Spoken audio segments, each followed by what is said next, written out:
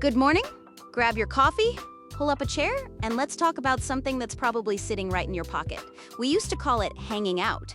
You remember? Right? Meeting at a mall, sitting in a park, or just wasting time at a local cafe. But today, that's not a social activity anymore. In a venture capitalist's pitch deck, it's a line item, and business is booming. Here's the deal.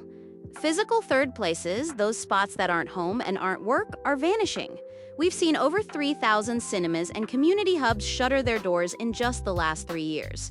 And while the lights go out on Main Street, they're flickering to life on our screens in a much more intimate way. Have you looked at the engagement numbers for Character AI lately? The average user is spending 92 minutes a day talking to an algorithm. Let that sink in for a second. That's an hour and a half every single day, whispering your secrets to a server. It's not just a hobby, it's a symptom. Recent data shows a staggering 79% of Gen Z reports severe loneliness. That's a 15% jump in just a few years. We're more connected than ever, yet we're drowning in isolation. And where there's a massive unmet human need, Wall Street sees a massive untapped market. But if we're finally finding companionship through these digital friends, why is the actual cost of being alone suddenly skyrocketing? Let's break this down. Okay, let's talk about the real problem. This isn't just a kids these days story. This is a cold, hard economic shift. It's what I call the loneliness economy, and it's already valued at $500 billion. That's a 144% surge since the US Surgeon General declared loneliness a public health epidemic in 2023. Fascinating, right? The moment we labeled it a crisis, the market found a way to monetize the cure. So, how does the machine work? Think about your local neighborhood.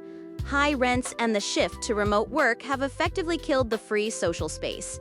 If you want to see people, you usually have to buy something.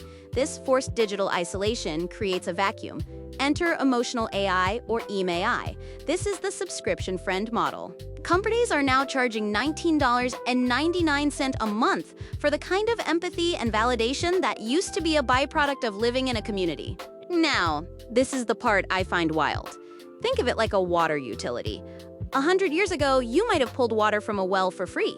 Today, it's processed, bottled, and sold back to you at a premium. We're doing the same thing with human connection. Empathy is being bottled.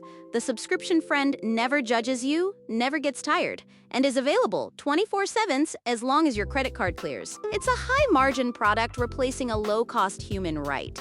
And when your feelings become a social utility monopoly, the math gets very tricky for the average person's wallet. Now, you might be wondering, who's actually winning here? Follow the money? In just the first quarter of 2024, venture capital firms poured over $10 billion into generative intimacy startups. We're not talking about simple chatbots anymore. We're talking about intimacy infrastructure. Tech giants are already integrating emotional sentiment chips into standard hardware. Your next phone won't just hear your words. It'll track the tremor in your voice to see if you're sad, then offer a premium comfort interaction. This is the part nobody's talking about. Big tech is building a private, global layer for human connection. By owning the servers that host human-like empathy, they capture 100% of the value that used to be generated by local communities. When you talk to an AI instead of a neighbor, that social spend your time, your data, your emotional energy is centralized into a global digital web. It's the ultimate capture of the middle-class social experience.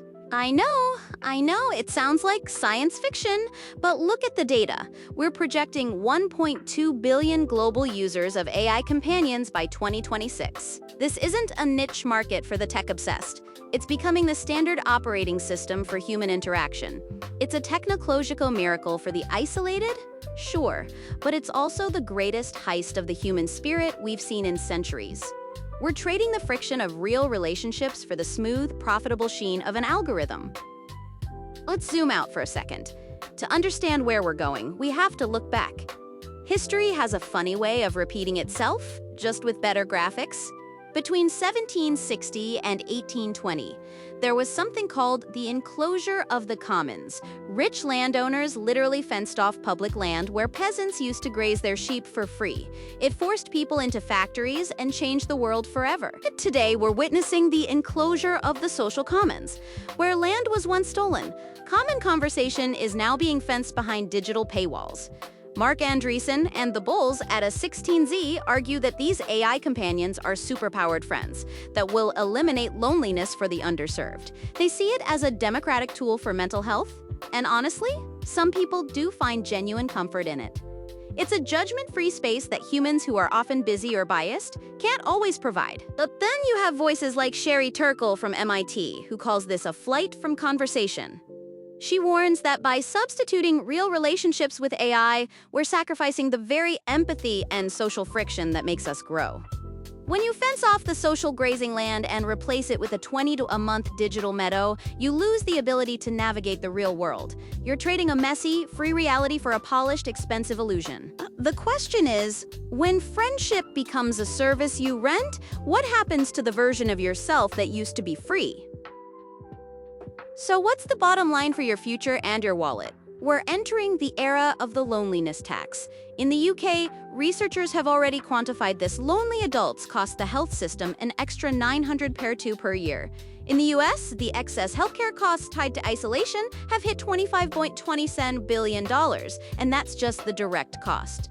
The indirect cost is much higher. Here's where it gets strange. Real human interaction is becoming a luxury asset. Think about it. High-end therapists, exclusive private clubs, and concierge services that offer real human touch are becoming signs of wealth. For everyone else, there's a $20 a month algorithm. We're moving toward a world where the rich pay for people and the poor pay for pixels. This isn't just a social change, it's a permanent tax on your mental health. Think about that next time you see your phone light up with a message from a friend that lives on a server. In the $500 billion loneliness trap, the most expensive thing you can own isn't a house or a car.